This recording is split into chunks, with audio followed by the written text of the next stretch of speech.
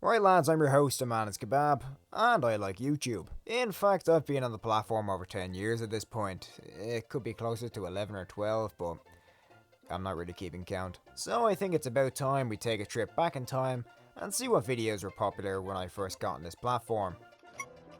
Your fat arms. Put them together. What do you think?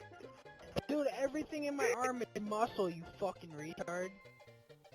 Oh no.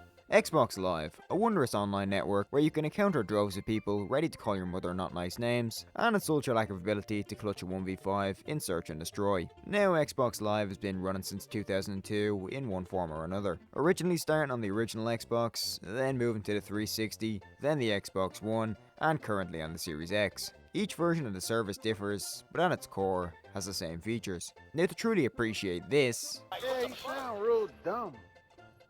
You sound real white. we must first rewind to this.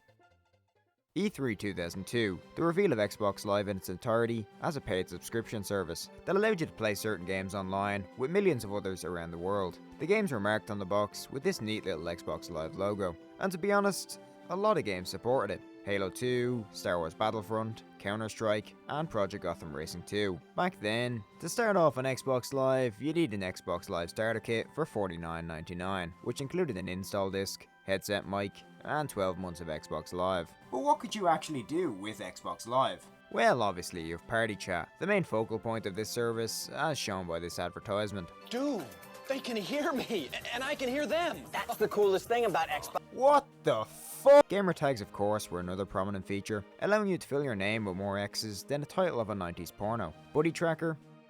It's basically a friends list. And that was pretty much Xbox Live on the OG Xbox. It was pretty simple, but it worked, racking up well over 1 million players over the course of its lifetime. However promising the concept was, it was a pretty big financial failure for Microsoft, and it was clear that the service should be expanded upon in the next generation. Roll on May 2005, and the announcement of both the Xbox 360 and a new and improved Xbox Live. Xbox Live would now be split into Xbox Live Gold, which was the paid version of the service, and Xbox Live Silver. For anyone who's figured out, oh shit, I'm broke. Profile customization was a big focus this time round, with not only gamer tags but gamer pics, location, your avatar, yeah, we'll get back to that, your motto, and most useless of all, your gamer zone, which apparently helps with matchmaking, but how well it actually did that job is up for debate. Avatars were an incredibly fun feature, basically a more fleshed out version of Mii's on the Wii. These were added a bit later in 2008, basically proving that yes, they did copy Nintendo,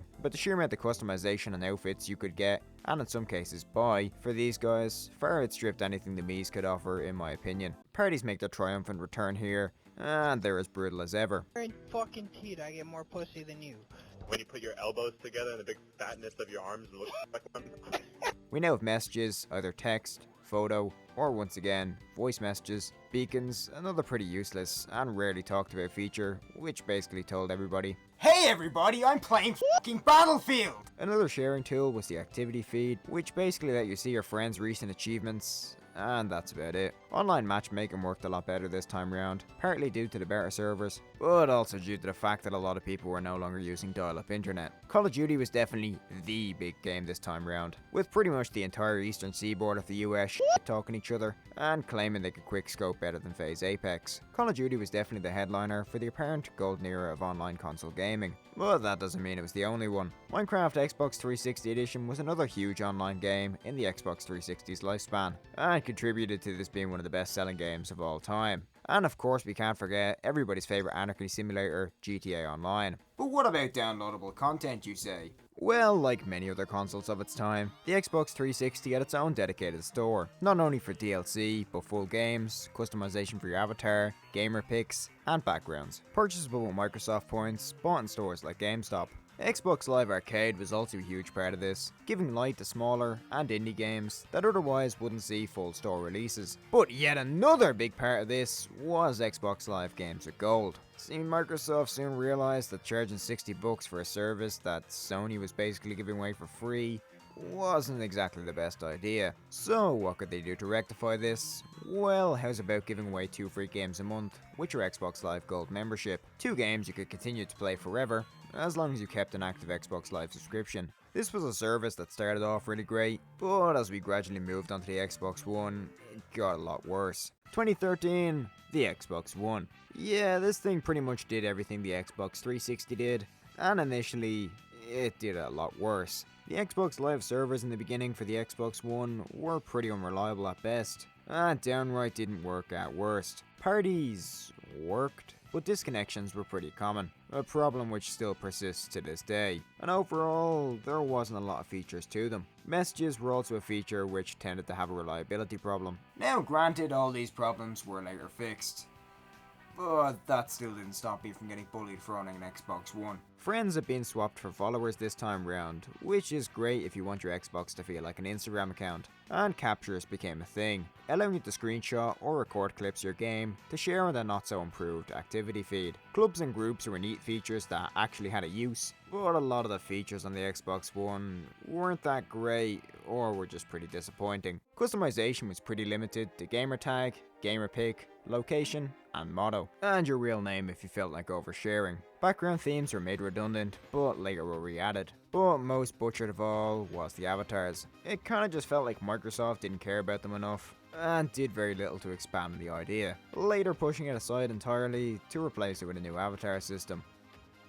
Yeah, the only bigger downgrade I can think of is Drake Bell going from this to this. Yeah, it also didn't help that the UI got updated every 2 days. The store, however, was an improvement, now offering more options for apps too, and later movies and hardware you could buy directly from your Xbox. However, games with gold took a huge hit here, where once games like Halo 3, Bioshock Infinite, and The Walking Dead were getting offered up, eventually we simply ended up getting offered indie games and small games that no one would buy. So hey, might as well make people pay for Xbox Live just to get them for free. Now this is partially expected due to the introduction of Game Pass in 2017, which offers a lot more games, and itself led to the partial death of the solo Xbox Live subscription, with the introduction of Game Pass Ultimate bundling them together. There wasn't really a huge amount of memorable titles on the Xbox One either. Sure, there were games like Titanfall and the Master Chief Collection, but pretty much every other game was more popular on other online platforms. And that leads us up to now, and the Series X's Xbox Live.